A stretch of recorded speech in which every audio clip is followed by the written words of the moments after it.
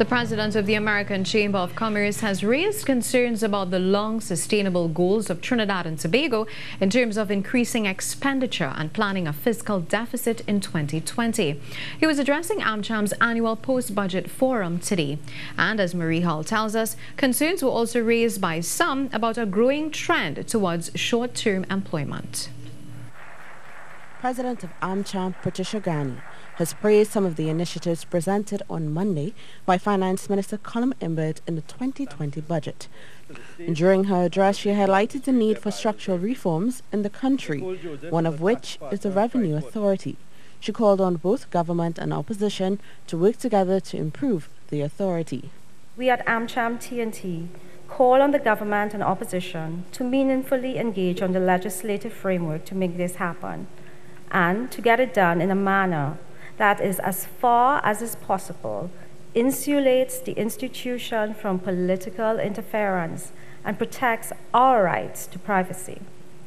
Feature speaker, economist Dr. Roger Hussein called again for migrant Venezuelans in this country to be given permits for sectorial labor in areas that will boost Trinidad and Tobago's economy. We could somehow design a 3-year strategy with these Venezuelans and move them away from dancing in the bars and whatnot and get them to work not on a universal work permit, because therein lies the error and therein lies the source of a continuous drain on the stock of reserves, but put them in areas that could generate foreign exchange or save on the use of foreign exchange. And I submit that they should be put only in the agricultural sector, the manufacturing sector, or the service export sector. During the reading of the 2020 budget, Minister Imbert proposed to increase the wages of URP and CPEP workers by 15.0%. Dr. Hussein shared his concerns for long-term stability employment.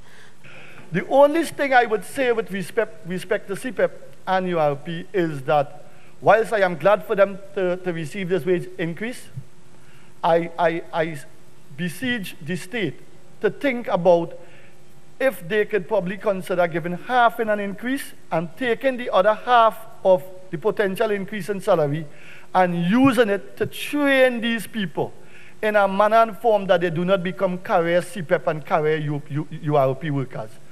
The theme of Monday's 2020 budget was sustainability, strength and growth.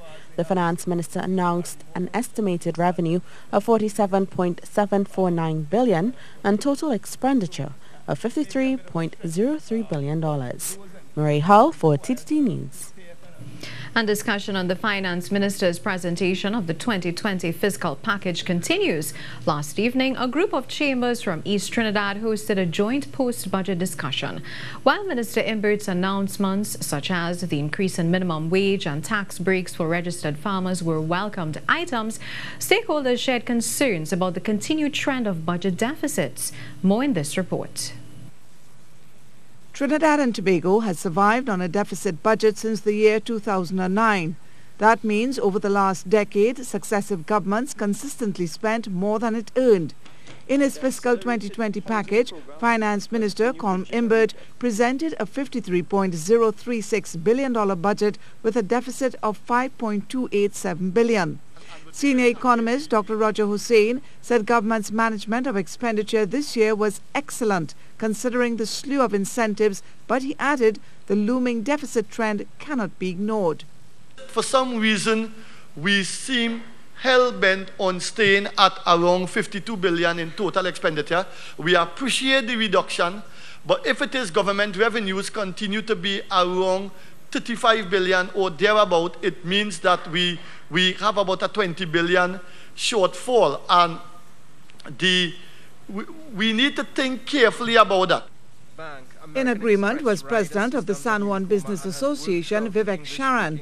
He said governments must remember that the decisions made in the present also impact citizens of tomorrow. Deficits are something that we as business people are familiar with. Businesses often run on a, let's say, a smaller deficit with the help of loans and overdraft facilities. However, businesses cannot run indefinitely on increasing deficit.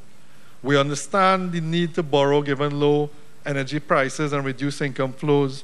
But what concerns us is the quantum of borrowing going forward and the burden of the debt to be repaid. We say for future generations, but generation is a long time. I think we should look at the debt to be repaid even on a more shorter period. Dr. Hussain also noted the increase in money spent on transfer and subsidies. And if it is about 27 billion and increases to about 30 billion, I'm guessing here, out of about 50, 51, 52, 53 billion, then we are drifting very close to about 57, 58% of total expenditure being transfers and subsidies, and that's not good. The economist challenged stakeholders across various sectors to continue lobbying for change, saying some of the announcements from Monday's presentation, while good, were only just the tip of the iceberg. SANDRA, MAHARAJ, TTT News.